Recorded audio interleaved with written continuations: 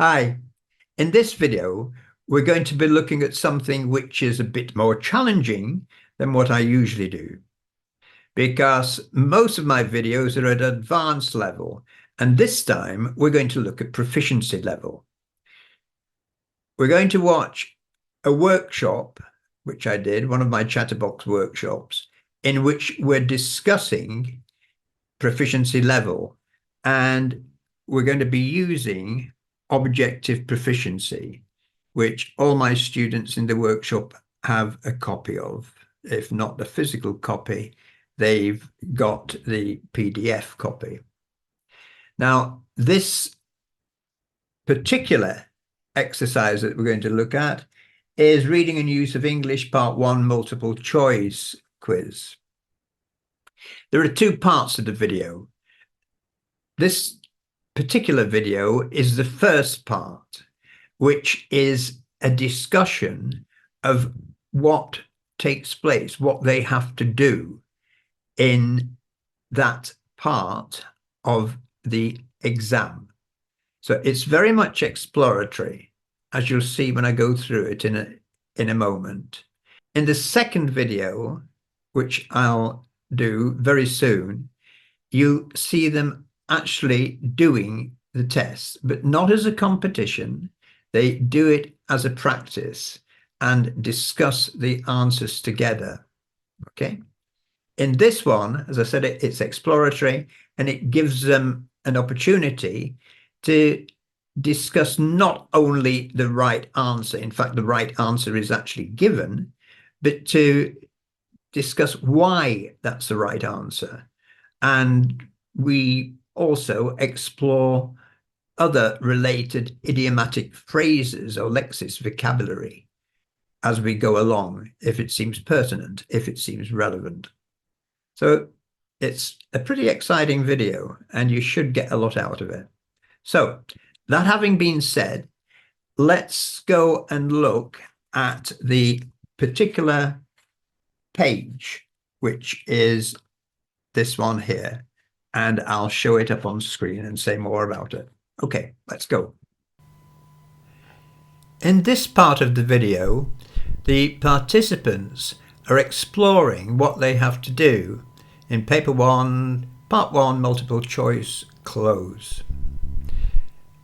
They'll read this again, actually, as we come to the workshop.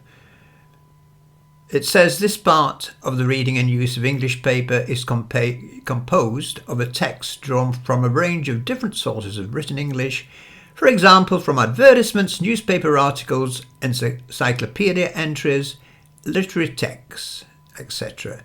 The text contains 8 gaps and is followed by 8 4-option multiple choice questions. And the questions test your knowledge of the following. So first of all, we have idioms. And here's the gap which you have to fill in, and you choose from A, B, C, and D. And the answer here is B. It's stick, the wrong end of the stick. Okay. Now, as we go through this, the participants discuss why it is stick and what they thought it might be. So it's not just a case of them looking at the right answer and accepting it. We discuss the vocabulary, the lexist, why that idiom is correct. And then we go on to collocations, and we do the same thing with fixed phrases, complementation, phrasal verbs, and semantic precision. And let me repeat that this is not a test. This is actually discussing what happens in this part of the test. And there's lots of opportunities for them to discuss with me other idiomatic phrases, other collocations, other phrasal verbs. So it's very much exploratory. Okay. This is important. They should read the whole text carefully before looking at the options and think carefully about the choice of answer. You're not just being tested on choosing which word is grammatically correct, but also which one fits the sense or tone of the text. It goes on to say, always choose an answer even if you're not sure if you're right. You're not penalised for wrong answers, and you've got a 25% chance of getting the answer correct.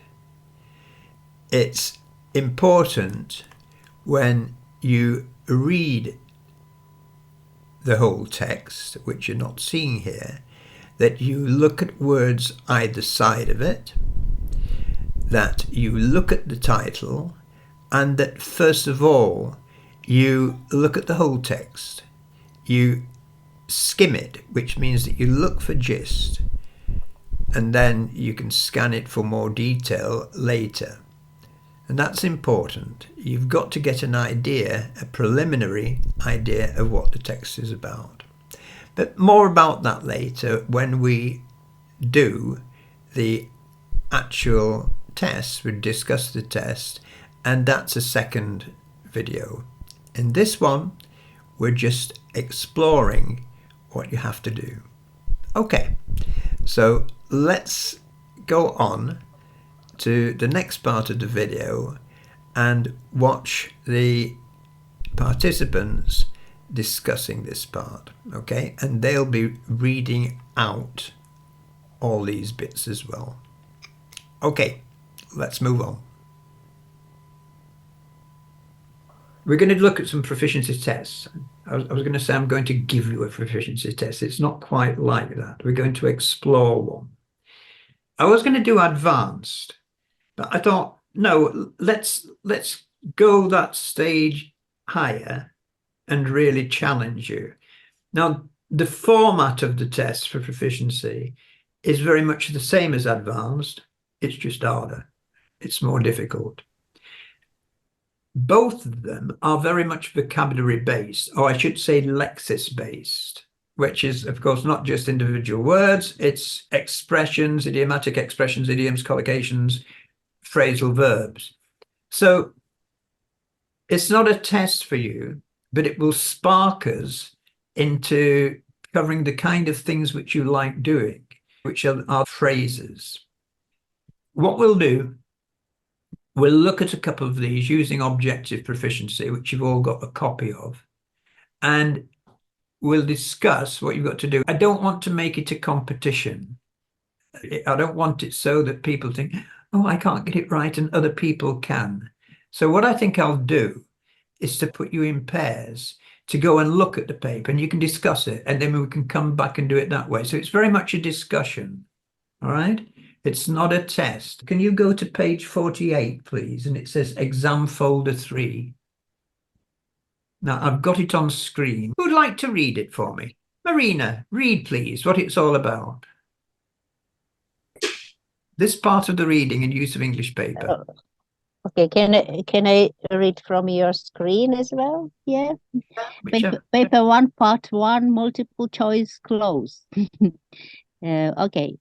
This part of the reading and use of the English paper is composed of a text drawn from a range of different sources of written English, but for example, from advertisement, newspaper articles, encyclopedia entries. Oh, sorry?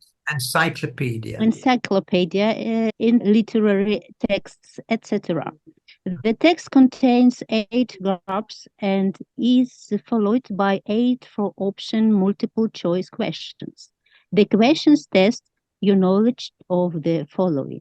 Very good. Say advertisements rather Advertisement, yeah. Some people do say advertisements, but I think advertisement sounds better. Right. So idioms, which of course we all love. This gives the answer. Oh, okay. So, Kate, can't you read it with the answer then, please? So they had a terrible row. all because Mike had got hold of the wrong end of the stick when Sonia was explaining what had happened at the beach. I think you'd probably all get that one, wouldn't you? Haven't we used that before? Have you heard of that? No, I know this expression. You know the expression, that's what I mean. So you'd get it, all right? Toi, have you heard of that? To get the wrong end of the stick? Oh, sorry, I don't. No, do you know it? The wrong I end don't. of the stick. Yeah. Well, yes or no? No, I don't. All right. Kate, would you explain that to Toi, please? What does it So mean? he didn't understood what she was trying to explain. Okay. So I say something. It's like when I say something to you, Toi, and you misunderstand me. And then you say, oh, I'm sorry, Steve. I got the wrong end of the stick. Ah, okay. The That's wrong what it means. in The stick. wrong end Yes. of the stick. So if Yes. you the wrong end of the stick, oh, I completely misunderstood. I could have asked you to go shopping. And I say to you, Toi, I don't need any bread when you go to the shop. And you mishear me. And you come back and say, here's your bread, Steve. I say, no, you got the wrong end of the stick. I didn't want any bread. Okay? You got Okay. the wrong end The of the wrong in the wrong in the stick. wrong the- end of the stick. Make sure you say every word. Alma, collocations. Primary education has been seriously underfunded in this area of the country for many years now, and it's about time something was done about it. Yeah. Who would have put collocations are quite hard. Yeah. Would you all have put seriously underfunded? Okay. I thought about deeply at the beginning. No, deeply sounds logical, doesn't it? But as a native speaker, I can tell, I've got a feel for it. Obviously, I've got a I feel. think maybe deeply, like he was deeply troubled. Would you say Deeply troubled, deeply upset. Accept, Yeah. deeply accept, yes. Yeah. Yeah, it deeply doesn't go with it. You know what collocations are, Twa, don't you? Collocations, words which go together. Okay. Yeah.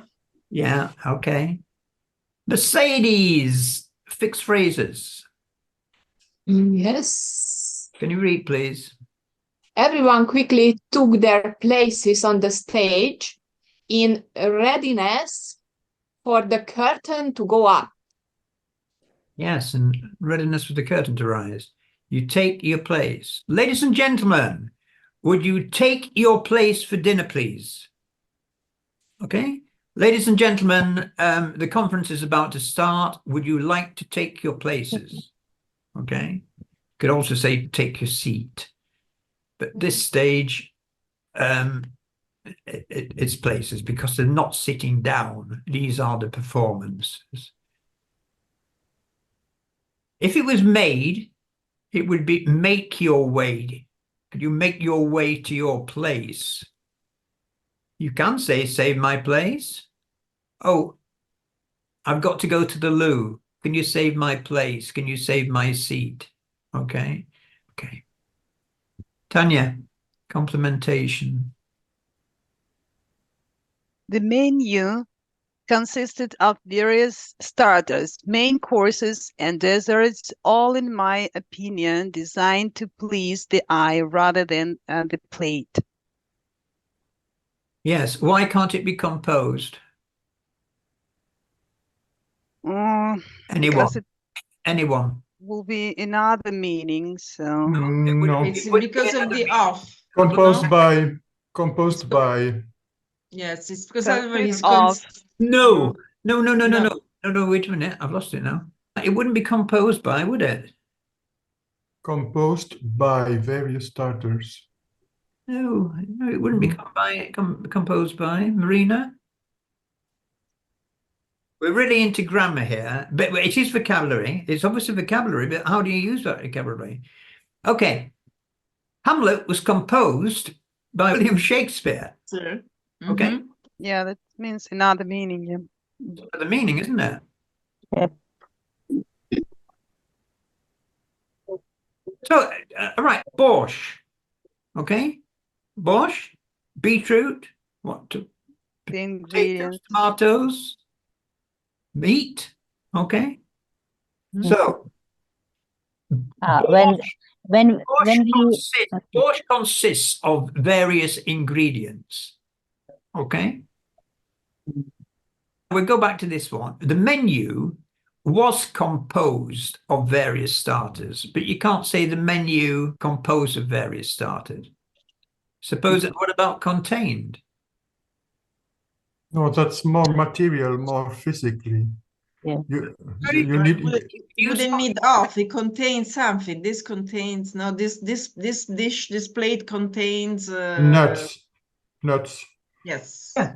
So it just contains various starters.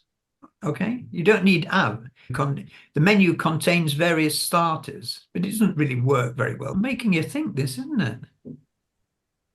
So, if you were doing the exam, you'd have to think about it. Phrasal verbs. Toi, can you read it, please? He didn't bother to show up until nearly the end of the lesson, and then he just slouched into the room and flung himself into a seat with no apology. Apology. Right. Okay. Now, good. Now, let's look at some vocabulary here. He didn't bother to show up. Show up here means what? come over. Turn up. Appear. Turn up. Another word, appear. Okay. Appear. Didn't bother to appear. Not appear, but didn't bother to appear. To show Make up. an appearance. To make an appearance. To make an appearance until nearly the end of the lesson. What else does show up mean? To boast. No, that's to show Show off. off. Show off. Yes, that's is to both. show off. Sorry. Kate. Kate, do you ever? I know what you want to say. Yeah, showing me off. Showing me up. So Yeah. embarrass me in front of the other people. You ever say that to Makita? Tanya? No, rather not. Rather not. Oh.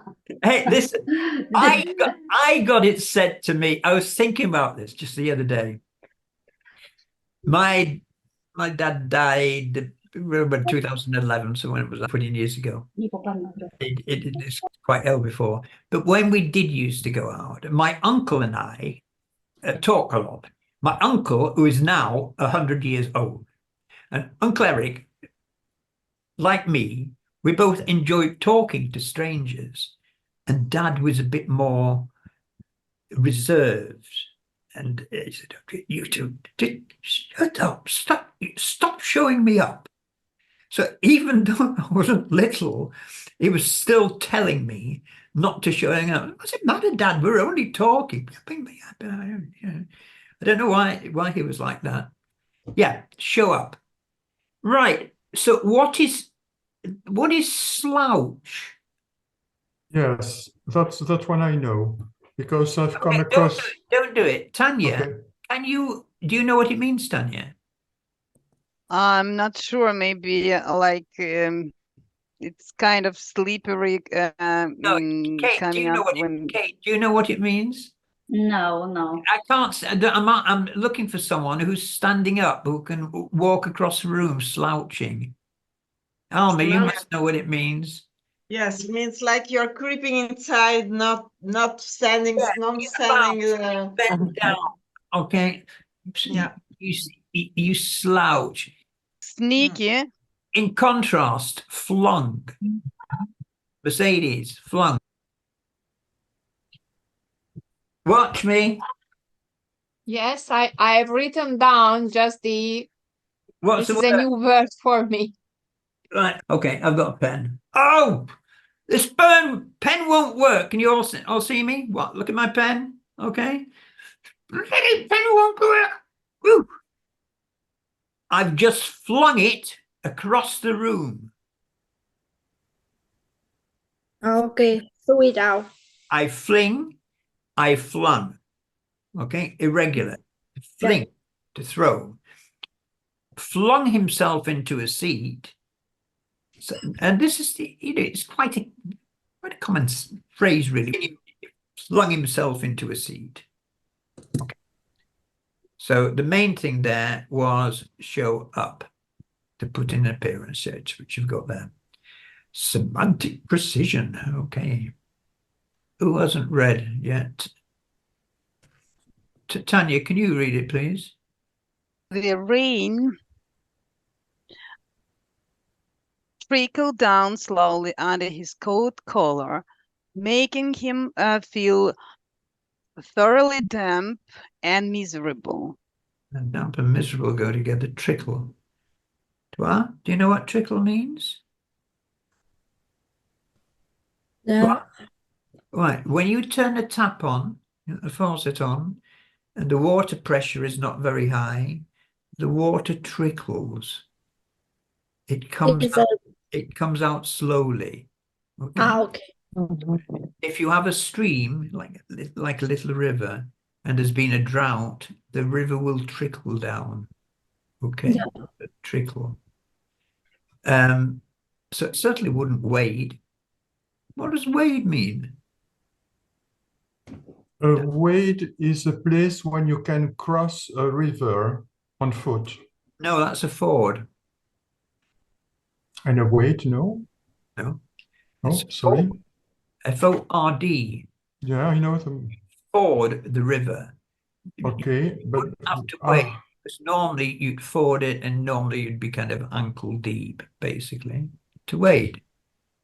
Wade is to get into the water, for example, and walk into the water without, you can still have your foot down on this, but you move You can inside the... It's walking in the water. You can wade waist deep. You can wade chest deep. Wait. What else could you wade into? Another liquid. What, Tanya? Another liquid. Tanya! Don't be silly. I will risk something to wade into problems. Sorry? To wade in problems. No. You might drown in problems. Mm-hmm. You could wade through problems. I guess you could wade through problems. What about wade into?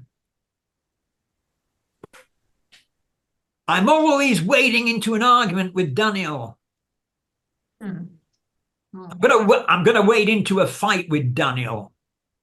You wade into a fight. You wade into an argument. You wade into trouble. Can you wade through forests or jungle or something? Is it? Yes, you could. You could, I guess, because if the undergrowth is very high and you're walking through the jungle, it's very slow movement.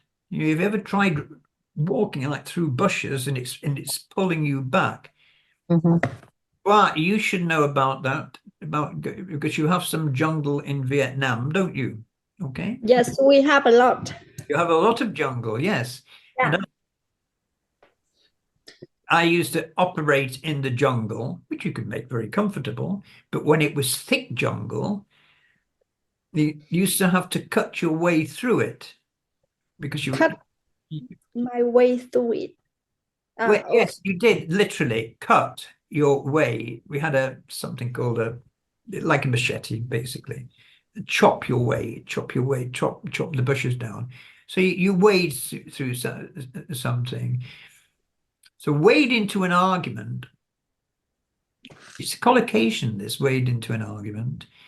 As I tell students who are having lessons with me, a couple of things you've got to do here before you read any text. Don't rush into it trying to answer it before you've read the whole text. And also read the title. Okay. Sometimes even as a teacher, I forget to look at the title. I'm halfway through and I think, what the hell is this all about? Go back to the title. Read the title. Gives you an idea what it's going to be about. This one doesn't actually say much. merchant at Florence, I don't know yet. Okay. Read the whole text first. You don't read it in detail, you skim it. Okay, we have two terms for reading a text. You've got skim and scan. You skim it, you read for gist. That's G-I-S-T. Do you know what that means, Toi? Gist? Yeah. To get the gist of something, to get a general idea. Forget the missing words, you don't have to understand them at the moment, but you'll get the idea what it's about. Okay? Yeah. When you're looking at the words to fit in, just as we looked at earlier, we looked at, what was it, consists of, you have to look at the words either side. You know, you're just thinking of, oh, that word sounds nice, you know, look at, does it work with the words either side? So this is where grammar's coming into it, as well as your knowledge of vocabulary. Okay, so understand everyone? Right. So I'm going to switch this off. You've all got the page. I'm going to close this. Let's see who I'm going to put together. 1, 2, 3, 4, 5, 6, 7. 7 of you. So, Alma, I'd like you to take Toi with you, please. And I think, who else would like to go there? I want you to go with someone who hasn't been with Alma for a while. Tanya, have you been with Alma for a while? Yeah, I have been.